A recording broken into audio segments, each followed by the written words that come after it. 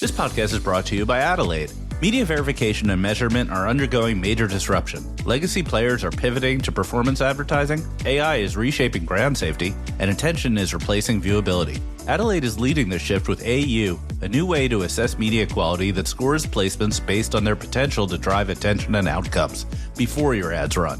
Think of it like a credit score for media. Finally, a clear view of quality before you buy.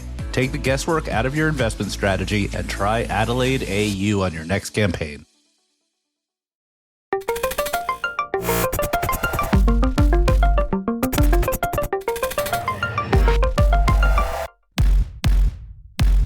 Welcome to the Marketecture Podcast. I'm Ari Paparo. I'm joined by Eric Franchi. We're both freshly back from Miami. You adjusting to the real world again, Eric? I am. It was a crazy and productive 3 days. We'll talk about it a little bit on the refresh, and I'm hoping to catch up on sleep. Yeah. I caught up on some sleep yesterday. So in Miami, we recorded some amazing interviews in our ad tech forum brand. Those are available at marketecture.tv, but also on LinkedIn and on YouTube. So we have interviews with companies like Zeta Global and many others. They're really fun and interesting. They're usually hosted by my co-founder, Jeremy Bloom, and Nicole Pruis, who is an associate for us. So you should check those out. If you follow any of the crew from Architecture, no doubt you're seeing them on your social networks. So check them out. So this week we have David Kostman, who is the CEO of Teads, formerly the CEO of Outbrain. David is going to tell us about the new Teads because it's a new company from the merger of those two entities and how they sell to advertisers, how they sell to publishers. And then we're doing sort of a back-to-back thing because next Friday we have a conversation with Adam Singola, who is the CEO of Taboola. And Taboola is also kind of a new company. They are moving to a performance orientation across media, much more so than what they're known for with the specific sort of bottom of the page stuff. So both these companies used to be head-to-head identical, and they're both diverging. And I think it'll be really interesting to hear the contrast between those two interviews. Eric, what's your thinking on this whole sector? It's great that you're doing it back to back because they were at one point not too long ago fiercely competitive. Those two companies were, if I recall correctly, they almost merged at one point. No, they didn't just almost merge. They went down the whole route of getting approvals, and then they were kind of held up by European antitrust approvals because they felt like it would be too much control over the publisher side. Yeah, that's right. And then, you fast forward, it's only been a couple of years, and these businesses are quite different, and they've made like very significant strategic decisions. One is, going after this idea of like connecting brand to performance, and one is all in on performance. So I think it's going to be really valuable for the listeners just to sit back and like observe how these companies are evolving in a time that they need to evolve. I agree. I'm interested in hearing what they have to say. And then the news of the week, we have really interesting stuff from Possible, earnings, Google and Comcast making some changes, and the new Apple Epic ruling. So a lot of stuff to talk about. Let's dive right in with David Kostman of Teads. All right, now welcome David Kostman, the CEO of Teads. David, thank you so much for joining us. Thanks for having me. Hey, Ari. Hey, Eric. Good to see you guys. So this is a new job for you, sort of. You've been doing it for 10 years, but it's a new job. You're the CEO of Teads, but you were the CEO of Outbrain for over 10 years. So how's it different?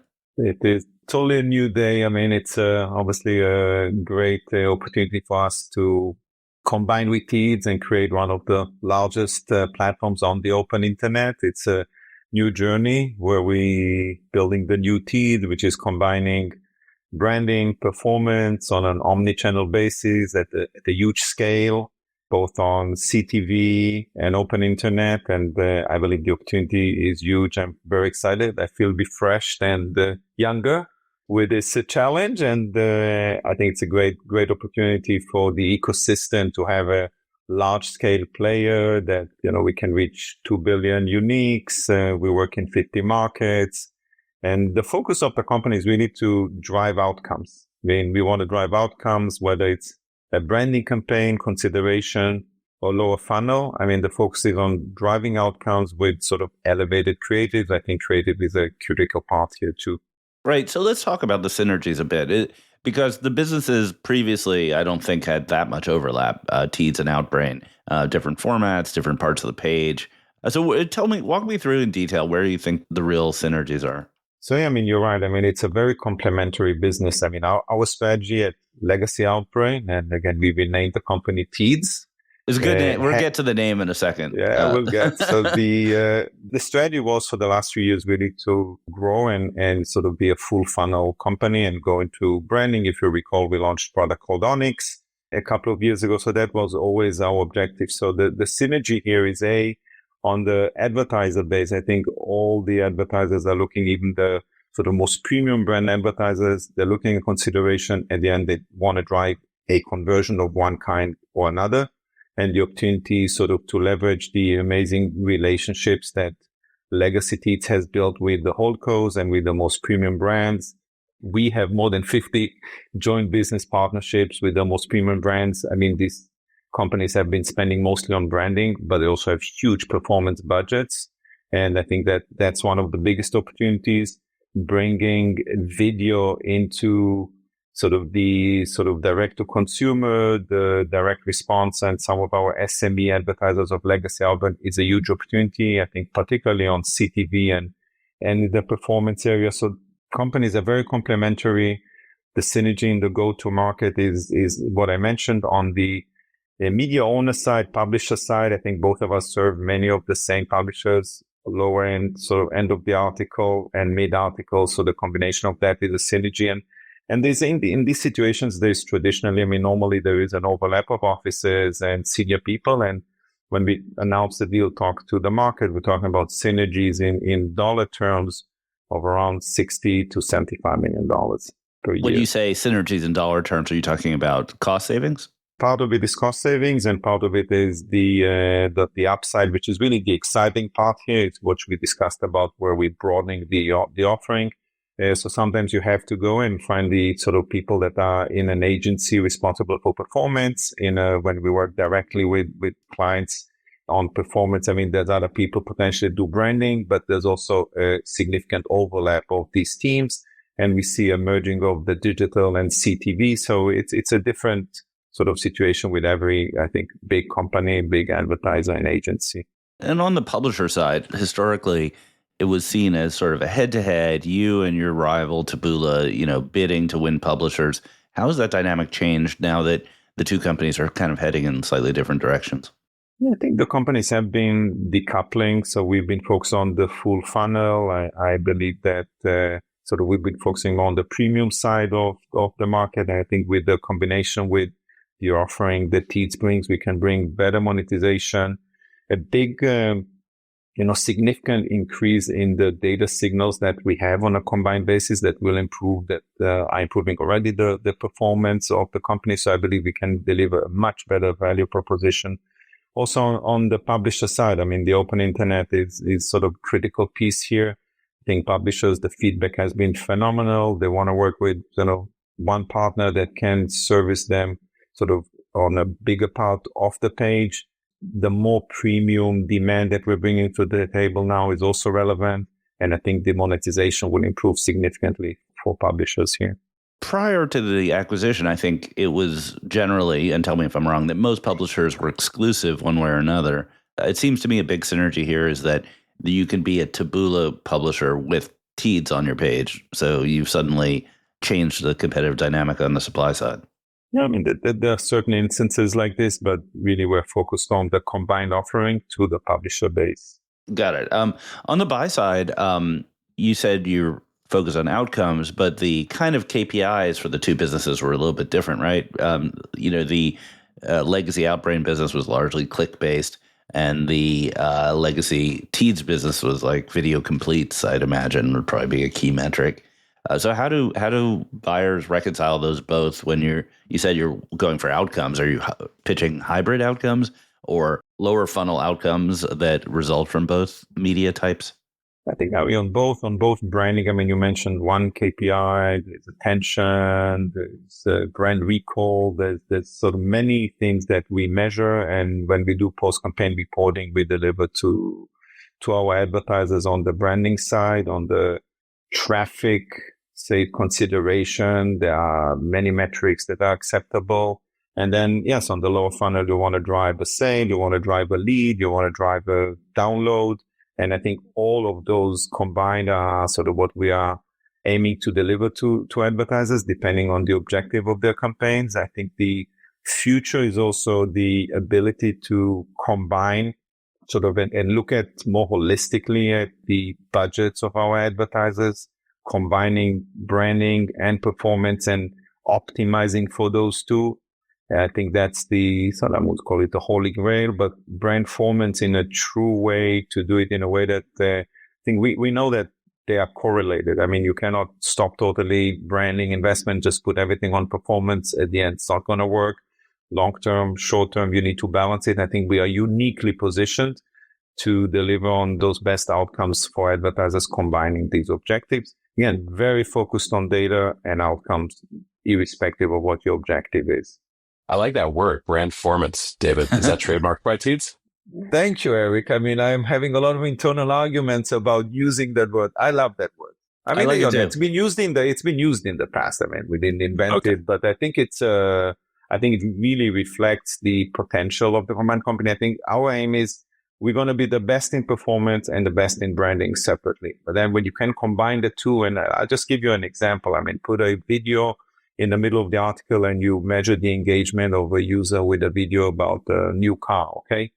We can take that signal and then when you scroll further down, deliver your call to action ad. And that's very unique. And it ties a little bit back to the exclusivities. We do have exclusive end of article. I mean, you can imagine how we can transform this to a super brand friendly environment. Once we have the depth of demand, it can be, full screen. We launched Moments, which is a vertical video product. So it's a great canvas for premium brands. If you change a little bit the sort of structure of that sort of feed and then connecting that to what you've seen on the top or what you've done on CTV, connecting those two, and we are deep into this. I think it's a great potential. Yeah, I can see it as a format enthusiast. How is this going to manifest itself in reporting? Will there be unified reporting? Because you have presumably multiple dashboards here from the two companies. Is there going to be unified reporting, and where will that be? When can customers expect it? So let's separate short term and longer term. I think we are ready. We launched already cross-selling efforts in 5 European markets in the US. When I say that means that we have joint teams going to the advertisers and selling campaigns that would be performance and branding. Today, these campaigns will get executed on the 2 separate systems. Teads Ad Manager is the Teads platform where about more than 85% of the demand. I mean, it's a programmatic platform where Teads has been very successful getting big holdcos, big brands to launch campaigns and work on their platform. So that's sort of where the future for us lies. So longer term, we're integrating many of the performance capabilities that we have in the legacy Outbrain platform called Amplify. We're integrating those performance capabilities. To be transparent, this takes 12 to 24 months. This is not something that happens in a day. I know people like to think it's all easy, but it's not. So that will take, but today we're already offering the 2 capabilities and we will provide reporting to our clients in a unified way, but it's going to be done manually at this point. But those cross sales have already happened. I mean, we have examples of a few big brands that have already shifted budgets. It's very exciting. I think the interaction on the advertiser side has been phenomenal. I think the receptiveness for what we've been discussing is excellent. It's upon us to execute on it. There's a bit of a minor product for you, but what's the current state of the DSP, what used to be called Zamanta? So the DSP is still a very, very significant platform for us for what we call the direct response business. I mean, we kept a business called Outbrain Direct Response by Teads, which is focused on the more elastic buyers. And that's sort of where we've seen a significant increase in share of wallet, where these budgets are being spent, obviously, as a DSP across third-party supply, not just ours. And it's been one of our significant growth drivers for the last 2 years and will continue to be. But we are looking at the whole consolidation of platforms. At the end of the day, part of the benefit here is that. So I can already say, I mean, Teads Ad Manager will be our sort of platform for the future for enterprise brands and SMEs. And that there we're incorporating a lot of the Outbrain legacy capability to that platform, bidding, performance, etc. And on the direct response, we're still sort of working out what's the best way to move forward. So you mentioned earlier open internet, open web, whatever phrase you want to call it. Your company sort of the poster child for monetizing the open web. Is it dying? Let's all hope that not. And I don't think so. I think that the open obviously we need to define the open internet. It includes our traditional publishers, CTV, retail media, podcasts, and others, sort of everything that's not walled garden. So I think that's still a growing market. You've seen the data around sort of where people spend their time. I think it's more around the overall open internet. And I think the opportunities that we have on the open internet are still significant. There's much more opportunity to monetize. I mean, there is a, question mark around page views in what will happen with AI and page views. So we're investing a lot in AI tools to improve performance, to improve workflows, improve creative processes. I do believe actually that even on the open internet, I mean, AI can be very important. I can mention the name Axel Springer, one of our partner publishers. I mean, they have this sort of prompt, which is called hey, and it's increased usage significantly. So they're putting it on the articles. Then people start, users start interacting with it on a chat basis. They get further down and sort of they see great metrics around increased engagement and usage. I think that's one of the ways that publishers can increase the engagement of the users. So I think that also keeping journalism, I think there's always going to be a role for original creative content, journalism that's written. More of it is shifting to video. That's great. And I'm a believer that the open internet has long ways to go. I actually saw a couple of demos at Possible. We'll talk about Possible in the refresh section, but I saw a couple of demos that were focused on using AI, not necessarily to create new articles for publishers, but to create new engaging pages of content that were related to articles. So the user can click and click and click and spend more time on the web page. And that seemed really like an interesting use of the technology. It's good. I mean, I've seen the demo. I mean, I was with the Axel Springer people, and it's actually really interesting. I mean, you get really relevant, you get deeper into something. They can leverage their existing content in this way, in a better way. So I think we're in early days of it, to be honest, I think, and we'll see a lot of advancements with people using it. We're very closely tracking, honestly, what is going on and where we can play a better role leveraging AI to increase engagement and to improve performance for our advertisers. Let's talk financials because you're a public company. So how much total media goes through Outbrain? Is that a number you disclose? Yeah, it's about 1.6 billion, north of that. And you made the decision as part of this acquisition to use debt. And I want to kind of get your perspective. First, if you could just give us the data, like how much debt you have. And secondly, like what was your perspective on the relative like riskiness of taking on debt in an advertising business versus, equity or some other way of financing? And so it's been an interesting transaction structure and overall. So the total value of the deal was around $900 million. The composition of the equity in that was also driven by the seller's desire.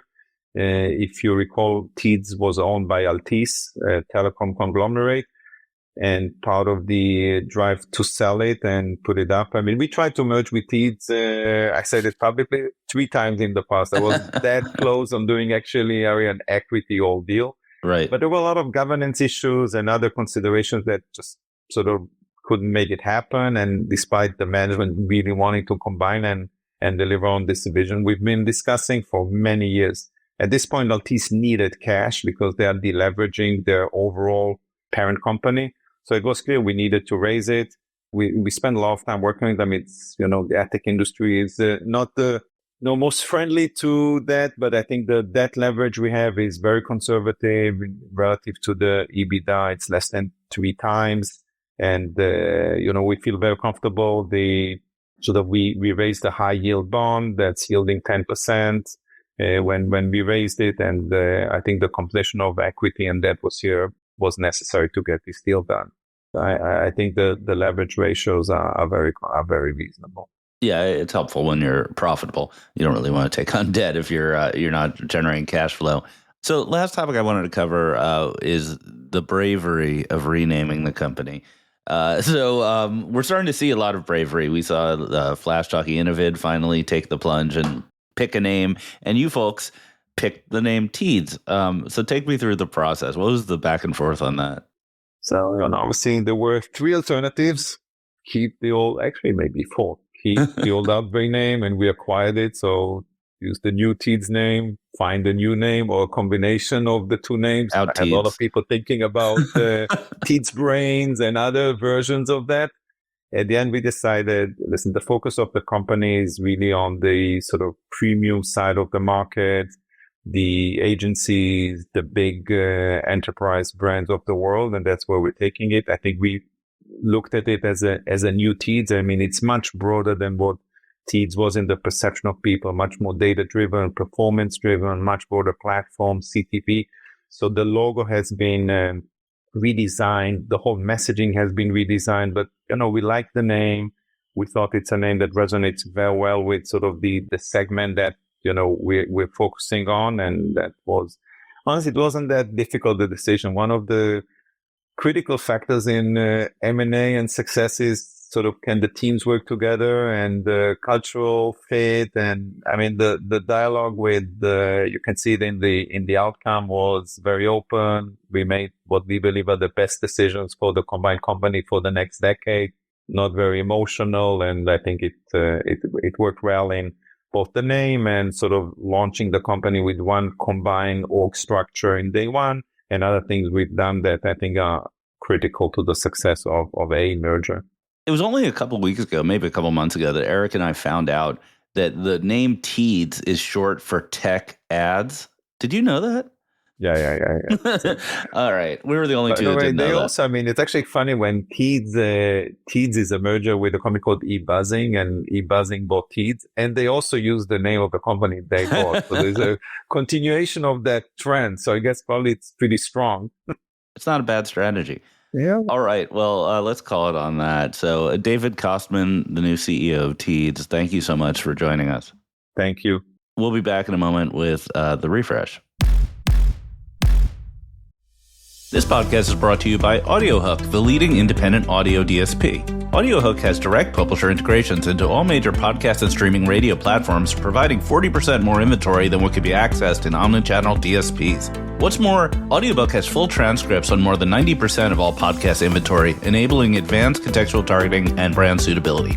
AudioHook is so confident that in addition to CPM buys, they offer the industry's only pay-for-performance option, where brands can scale audio and podcasting with peace of mind knowing they are only paying for outcomes. Visit audiohook.com to learn more. That's audiohook.com. All right, we are back with the refresh. How you feeling, man? We're coming back from Possible, 3 hard days. Possible was tough, man. I came home yesterday afternoon and just fell asleep. My wife just walked in and shook me and "Are you welcome back?" And I was like, where am I? All right, let's talk about it. A lot of people were there. It was crazy. So I think a good percentage of the listener base was there. But for those who weren't there, give us the vibe check. It was bigger than ever. I heard 5,000 attendees. Possible is generally the Cannes of the US is how it's sort of positioned. It was good and bad. It was good in that everyone was there, including many brands and agencies. It wasn't just the usual suspects of ad tech people talking to ad tech people. Good conversations, great weather. There was a little bit of a blowback on how crowded it was. It was so crowded that the lobby bar hurt your ears to talk to people. We had many people coming to me being like, "I'm starving. I can't find food." That sounds silly, but it is an issue when you're just worn out from talking to people. But those are good problems to have, I guess, when you're in a networking environment. Yeah, I think very good problems to have, and I think that they're planning, some sort of expansion for next year as a result. But it was super crowded. Everybody was there. There was a lot of challenges, and benefits to being in a central location. In terms of the vibe check, it was very interesting because, in the face of the past month, and it's only been a month with the ups and downs with all of the tariff discussions, people were generally positive in terms of, how they're feeling about the quarter, how they're feeling about the year. Did you get the same? Yeah, I think so to some extent. It was sort of like the first half is locked in, first half of the Yeah, year that's is right. locked in. And so possible, especially the budgets were locked in months ago.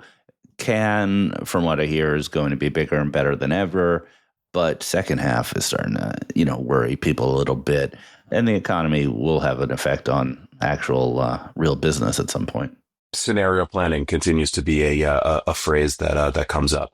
A few kind of things on my mind is you're right. The brands were more noticeable than in previous years, which I think was a bit of a complaint in previous years. There's a lot of Yep. ad tech people talking to ad tech. We at Aperium we co-hosted this brand challenge. Did you attend that? No, I I think didn't. okay, yeah, it was super cool. We had a brand, so Acorns, the finance app. We worked with them and a partner, Growth by Science, who was our sort of co-sponsor on this, to put out a challenge for solutions to startups. And a bunch of submissions came in. The brand chose two finalists. The two finalists presented on stage. They were great solutions to like actual problems that the brand wanted to see addressed. They were very different. Like one was around like creative with DCO, one was about performance TV. And then the brand, the promise was we're going to pick a winner. That winner will get the business and it will be presented next year as a case study at Possible. The brand chose both. So they Oh, both my won the God. business. They're both Wow. going to do it's, I don't know how we're going to like make this thing happen next year, but it was just super cool that, brands embracing innovation, brands being visible. That was really cool. And then, in terms of conversations, we'll talk about the antitrust stuff, which, you're sort of the poster child for it. Everybody wants to talk about it. I spent a bunch of time there with, just like our corporate partners and friends, the bigger companies, and they're all thinking about how they're driving, incremental growth, their next kind of new dollar, how they can, kind of stitch, solutions together around retail and Yeah. CTV. And I juxtapose that with some of the startups that are just like building around these big companies with these, agentic platforms and agentic experiences. It was almost like two parallel worlds. And, feels like the startups are going to sneak up with some, very interesting disruptive things before too long. Yeah, I mean, I thought the number one problem for brands was that they didn't have a really great ad tech podcast to listen to every week. So that's what I've been trying to aim for. But so I think you're onto something. Your last comment about like different worlds coexisting, because on the one hand, like to the credit of this event, you had a who's who of folks investing in this world. You had every major retail media platform, ex Wawa, who was there in force. Albertson had a full suite, and Walmart and PayPal, and like they were out there, which was great to see. A lot of those folks don't put that sort of presence in other events. And then startups doing like things that felt totally different. Like a lot of AI, dynamic creative, AI for planning. And it felt like those two things are on totally separate paths that may or may not intersect. Oh, they're going to intersect. They are, but how are they going to intersect? It feels like there's some big question marks in the middle of that intersection. Yeah, yeah, it's a time of disruption. It's the time that personally it feels good to be in the middle of. Yeah, I'm sure it's good for your book, no doubt. On the antitrust stuff, we just bring it up. There was some news about antitrust this week, and I bring it up because it's the only thing anyone wants to talk to me about. They're all like, "Oh, I love your newsletter. What do you think's going to happen? What do you think's going to happen?" Just the update on the news this week is that the parties in the antitrust case, the ad tech antitrust case, provided the judge with a schedule for the remedies that would go through the end of the year. And today, the day this podcast is coming out, Friday, May 2nd, the judge is having a hearing on seeing if she could do it faster. So Judge Brickema loves speed, and she didn't want to wait till the end of the year. So the idea might be to have a final remedy ruling by the fall on the ad tech side. Meanwhile, Google posted a motion yesterday that was hysterical for its arrogance. It was a short motion. It basically said, in order to speed things along, we should just tell you that a divestiture is impossible. So let's remove that from the remedies. That'll make things faster. Paraphrasing. It's hysterical. Like Google the company that could give you unlimited email storage and every other feature you've ever considered, it's totally impossible that they could spin out an ad server. It's just not is beyond the technical abilities. So that's fun. Anyway, so if you want to continue hearing my ad tech prognostications about antitrust, keep tuning in. Final thing on Possible before we get into the refresh news. Marketecture had a bunch going on. So there was the Big Monday party. That was Yep. great. You were filming a lot of content. Take us through the highlights. Yeah, sure. So Marketecture was headquartered in the Soho Grand, which was next door. Not the Soho House. Sorry, the Soho House, not Soho. Okay. Soho You're in New House York. next door. Yeah, I got it confused. And it was really Ad Tech God led. So Ad Tech God had a party on Monday night. There were dancers. There was neon. It was a hot party. It was great. I enjoyed myself. If I said hi to you and had no idea what your name was, good seeing you, whoever you are. And then we had, here's a quick side note. Everyone who knows me knows how horrendous I am at remembering people's names. So for that 1 in 100 persons who I actually know, like if I saw Eric on the street, I know Eric's name. I know him. We're friends. I would say, hey, Eric, what's going on? So the issue is that I often, even for people I really know well, I often get their names wrong. And so I saw Mark Zagorski on Ed Possible. And his podcast with us, like I guess 2 weeks ago, or was it last week? I don't remember, was really popular. Everyone loved it. So I said, Mark, man, that podcast was so good. It's like popping. It's been one of our best episodes ever. And he responded like, well, I wasn't on for like a year. And I was like, what? You were on last week? And he's like, I'm Scott Knoll. And I was like, oh, God damn it. Those guys kind of look a little bit alike. And I know Scott Knoll really well. Our kids went to school together. I mean, I know him really well, too. And that tells you how horrible it is to be me in a networking environment. It's just like the 10th level of hell for me. So, Mark, your podcast did great. Sorry I didn't see you at Possible. Scott, if you're listening, it was great seeing you. You complimented the former CEO of IAS on his performance as the double I didn't even think of that. That's even worse. It couldn't be worse. It actually couldn't be worse. Maybe the only thing worse is if you said to Jonah Goodhart, hey, Mark, great job last week. No, Jonah I only call Noah, so that's my other thing. Even though Jonah and Noah, the brothers, look nothing like that. It's like you can barely tell they're related, but I still get them backwards. Unbelievable. Okay, let's move on. So there was 2 pieces of news that dropped around earnings. So first, you actually flagged this one. So Microsoft had 20 billion in ad revenue last quarter. No, I think that's an annual basis. That's not. Oh, I'm sorry. Yeah, annual. Still, 20 billion is a big number. 20 billion puts you probably top 5. Yeah. Yeah, if it's digital only, I think it goes number 4, I would say. If you include everything, then probably Comcast and Apple and a bunch of other media companies are bigger. But digital only, I think it'd be number 4. Right. So Bing is growing. LinkedIn is on fire. And he mentioned in the tweet that you quote tweeted, which was just about Copilot. I never really looked at the Copilot solutions page. They have like all sorts of interesting stuff. Have you checked it out? I didn't look at the page, but I actually have used Copilot for like coding and stuff. And it's the integration is very strong because so many people use Microsoft Code for development or GitHub. So they have that big advantage of just being right where the action takes place. And I think the execution on Copilot, you have to contrast it with Google's Gemini, which still feels really disjointed from the products it's integrated with.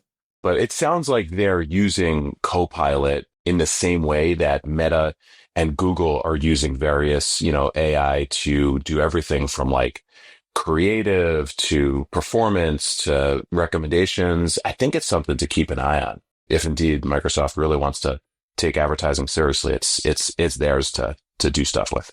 Yeah, although I would love to hear from someone on the buy side. Maybe this would be a great topic for a future pod, which is that how integrated are these things? Like, are you buying Bing and LinkedIn on the same order? Feels like it's totally separate. And then obviously Xandr, whatever it's called now, Microsoft Advertising Solutions, is sitting there running in the programmatic world, but feels also totally disjointed from these other things.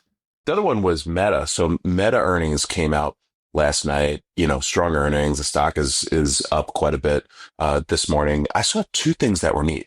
So number one, they are forecasting a strong Q2 despite all of the tariff talk. And maybe this is, you're thinking that the tariffs and, things kick in second half, but they were like, nope, Q2 is looking good. And, actually upgrading their forecast. And then Zuck is talking really, really big about AI to the extent that like, I don't care about tariffs because AI is just like driving my business. Yeah, good to be Zuck. I think the contrast with Snap's interesting because Snap issued an earnings warning in mid-quarter. Usually they wait till their earnings report to screw up earnings, but they did it in advance this time with a big reduction in the brand spend. And some people took that to mean a first domino to fall on economic issues. But if you contrast it with Meta, who doesn't seem to be the issues, maybe it's more like a flight to quality kind of issue. It might be. It might be. Anthony Vargas from Ad Exchanger, he had some great quotes that he pulled from the earnings call.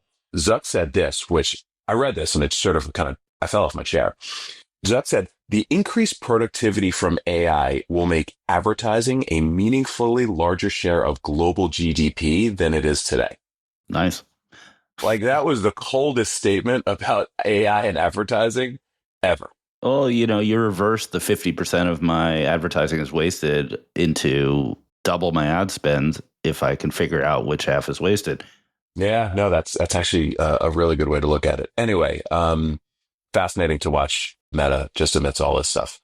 One other thing, not an earnings, but kind of a walled garden thing of interest. So people have been screaming for a year or two since PMAX by Google was launched for more transparency. It's like set it, forget it. Your ads could be running like anywhere and everywhere. We don't know what search terms. We don't know what creative is working. And it sounds like they're going to give in a little bit and make, basically those three things: what channels, what search terms, what creative assets are working, more transparent to advertisers, which I think is good, but I don't know if it's going to increase adoption or spend.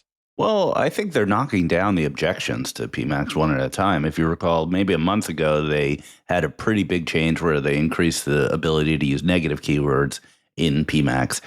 So I think they're listening to customers. This is important enough to them that they will do what they have to drive additional share gain versus the old way of doing things. They're probably not getting any new customers here. They're just switching customers from manual optimization to automatic, which has a huge benefit for them because it gives them more control over where the dollars flow, how the margins are calculated, et cetera. This is just very important to them, I think. And it seems like PMAX, because it's running on, I think it's just exclusively Google properties, including YouTube. It includes AdX. It includes third-party websites. What happens if there's, the remedies are more of a breakup? Do you think PMAX suffers greatly, or does Google just has so much O&O that it doesn't matter? Yeah, actually, it gets better because the part of the problem that's been identified in the antitrust trial is that Google Ads, which is PMAX is part of, is shackled to AdX and exclusively not exclusively, but largely only buys on AdX. If you allow PMAX to buy anywhere, its margins will actually increase quite a bit. Ooh, okay. So we'll see where it goes. Hey, let's move on to talk CTV for a second. Did you see James Hircher's piece on Monday? Just that whole take rate conversation with TTD? I think that's a big conversation because everyone's nipping at Trade Desk's heels, and take rate is one of the complaints about the Trade Desk's position. Yeah, it's a really well done piece. We'll I'm sure link to it in the newsletter, and it just talks about how, particularly in CTV, you can be more aggressive, particularly if you own inventory or with the technology costs. You could be more aggressive on take rate, and coincidentally, Comcast Universal Ads, they announced like a day or two later, more publishers are joining Universal Ads, and there's basically no buy side fees for customers using this. Now, these are not agencies, these are not enterprise customers. This is a performance marketer and SMB focused offering, but I think it's pretty interesting, and there's something happening here. Yeah, definitely. I heard from insiders that Universal Ads is a real thing and it's got some momentum. I think previously when I talked about it, I sort of indicated it was a little vaporish because they did, I think, pre-announced. Yeah, they did pre-announce before it was really running. But now it's running and it's growing very quickly. I've heard from sources who would know. And also, I would say this no buy side fee is sort of bogus because it's an ad network model. So who cares what the fee is? they're not like passing through the supply costs at zero markup. There's some margin here somewhere. So I'm not really sure what it means to have zero fee on external inventory. Yeah, I think that's fair. Because there is the SSP fee, and then there's obviously they control the cost of the inventory, right? So Right. you can mark up inventory, but even from a positioning standpoint, I can imagine a seller in market, if they're having like a head-to-head conversation, they can say, "Hey, no buy side fee," right? Yeah, and I think the competitive set is interesting because on the one hand, you have buy side programs like Mountain, Vibe, and TV Scientific, right? So that's a challenge because those companies also are trying to recruit the SMBs and the performance marketers. But you also have like MadHive, who is out there, who is more of an intermediary selling to cable companies and taking pretty big margins. So MadHive's core business is enabling cable companies to market to small businesses as sort of a middleware layer, and they take pretty significant margins. And I think this is a sort of a bit of an attack on that margin. It is for sure. Hey, we talked last week about the Chrome spin-out speculation. You put it in the docket for this week. Is there more here that you wanted to touch on? Are there more rumors? No, I think that this week we had Sundar on the stand saying that it was impossible. It was another thing that was impossible, but also that it was effectively a gamble with the future of the internet to start talking about Chrome being spun out. And then you have potential buyers. So you have a couple pieces of news. So Yahoo said there might be a buyer. OpenAI said there might be a buyer. And separately, OpenAI said they would love to be a buyer. they'd love to be a buyer, yeah. And then covered in this week's Monopoly Report newsletter is the kerfuffle about Perplexity CEO being sort of quoted out of context, saying that he would track everything that users do. Yeah. And it's just gets you thinking. And it was another big topic of conversation if possible, which is what's the future of the browser? What's the future of Google's role there? So I don't think there's any new news, but it is a really important topic that people are kind of circling around right now. To me, it's basically the same statement that I made last week as I think about this stuff. If you are Google, you need to keep this out of the hands of OpenAI. If OpenAI has Chrome, the internet is changed forever. Yeah. I think Google's worst nightmare, it's enough of a nightmare to get rid of Chrome, but their worst nightmare is that Chrome is owned by a different company that monetizes through advertising. So if Google's fallback position is Chrome has to be spun out, but it can't be owned by somebody else that will monetize in that way, then you're talking about like a nonprofit or some other, foundation that's going to run it. And that would probably be their backup solution. Although all of this is in the category of Google's worst nightmares. Yeah, for sure. On this one, I last week, I think it was last week on the All In podcast, they were talking about this topic, and Chamath Palihapitiya made an interesting point, which is Google is doing nothing to help themselves with driving adoption or awareness of their own AI tools, which are quite good to all of the people that use their services every single day, right? So like we're a Google workspace shop at Aperium, and there's a little diamond thingy that, pops up everywhere. I don't know how to use it. I don't use it. Like they're not, driving, hey, you use these tools in your daily life. When you sign into Google One or YouTube or any Google property that there's like search, they're not driving you to adopt it in the same way you might if you thought ChatGPT was an existential threat. So call for some sort of innovation on Google. I thought it was a really good point. I don't listen to the All In podcast, and my life's gotten better since I stopped. But I will say Google is horrendous at growth marketing. Growth marketing, meaning doing things to get people to adopt your new products, horrendous, worst in history at that. And I totally agree with you. I'm both an administrator of Google because of my small company I run, but also as a user on multiple platforms. And they just pop up these random messages that don't appeal to you with confusing offers. Like try Gemini for free, and then you click through and you get to a very complicated billing page. It's really ham-fisted. And there's a history here. I mean, their biggest failure ever was Google Plus, which was a failure, I think, because they couldn't explain why you should use it. It was built in the earth and they will come kind of assumptions. And I don't think that's a fixable problem in that company. And, not an endorsement of the podcast that you don't want to listen to, but there was actually a really good conversation on this, and it aligns with what you just said. Was it about how Ukraine started the war? Because that's my favorite part. Was it about how vaccines cause autism? I like that too. Those are some of the best points they make on that show. It was just about Google's lack of leadership, ownership at the senior levels to really drive some of these product decisions, and they're abdicated to, like just randomness within the org. All right, we can start a new section of this podcast where we summarize last week's All In podcast so that people don't actually need to listen to it. It was just one point, dude. All right, let's move on. Talk about Apple. You're fired up about Apple and the decision that came down. Biggest news in tech this week, by far, biggest news, which is that Epic really, really won its epic antitrust case against Apple after many, many years. I'm not going to be able to give a really detailed overview here, but I'll give the very simple one, which is Apple App Store has had this policy for many years that you can't circumvent the payment system. So if you pay in an app, Apple gets 30%. And Apple has a policy that says you're not allowed to pay outside the app or direct the user. So Netflix can't have a link that says, go to our website to subscribe. It's absurd. It's obviously an abuse of power. So Epic won this case a couple years back that said that they were allowed to have sort of side purchases. This isn't side loading. This is side purchases. And then Apple did complied in a negligent manner. They complied by saying, okay, instead of 30%, you have to pay us 27% if you do any purchases outside the web app store.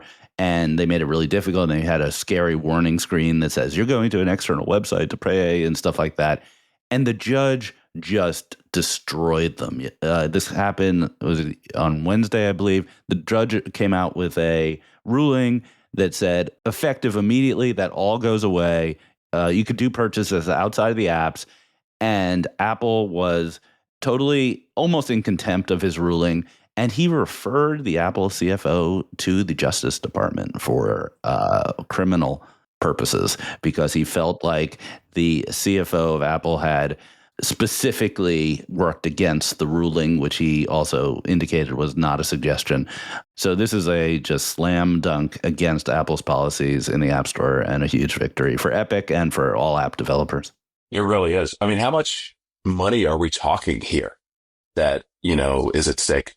Obviously, app developers are going to love the continued use of kind of super easy payments in the App Store. Like there's a real benefit to that, right?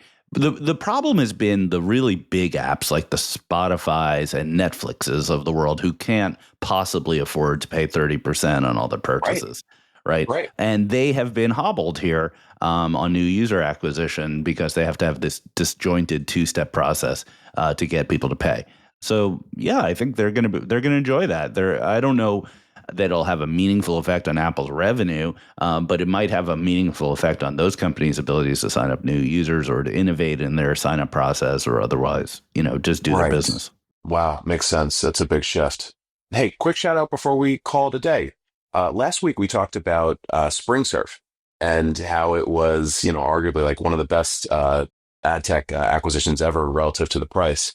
The team behind SpringServe launched a company called Pilot Desk last year, and they just announced a Series A, and they changed their name to Swivel. It's a super cool business. Folks should take a look at it. It's one of those like neat, unsexy applications of AI, like applying AI to account management and ad operations. But it's a great biz. We're backers, and Joe Hirsch, who was one of perhaps the funniest interviews that you've ever done. Guy makes me laugh so much. He's one of the funniest people in ad tech. He truly is one of the funniest people in ad tech. You should listen to that episode if you haven't. He posted on LinkedIn today that he needs to do 59 pitches to get to the Series A close. So just a reminder that it's hard out there for founders. Like this is an all-in spend of time to get to a close. So shout out to Joe and team. Another great rebrand. New name of the company is Swivel. And that's a really nice name. The old name was Pilot Desk, which was a little, kind of wonky. Yeah, well, I know you love your I love a good rename. Oh, shout out to Freewheel for killing my baby. So Freewheel renamed the DSP. It's no longer Beeswax. It's now Freewheel DSP. It was the time. I don't feel bad about it, but Beeswax is an awfully good name. Did you buy it back, the name? Offers in, we'll see. Amazing. All right. That's a good place to call it, right? Yeah, absolutely. So Eric, thanks for taking us through that. That was great. David Kostman was a great interview. And thank you all for listening. See you next week, everybody. Thank you for subscribing to Marketecture. New interviews are added every week at marketecture.tv and your favorite podcasting app.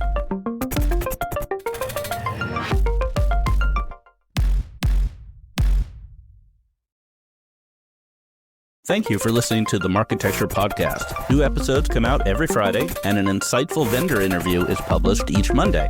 You can subscribe to our library of hundreds of executive interviews at marketecture.tv. You can also sign up for free for our weekly newsletter with my original strategic insights on the week's news at news.marketecture.tv. And if you're feeling social, we operate a vibrant Slack community that you can apply to join at adtechgod.com.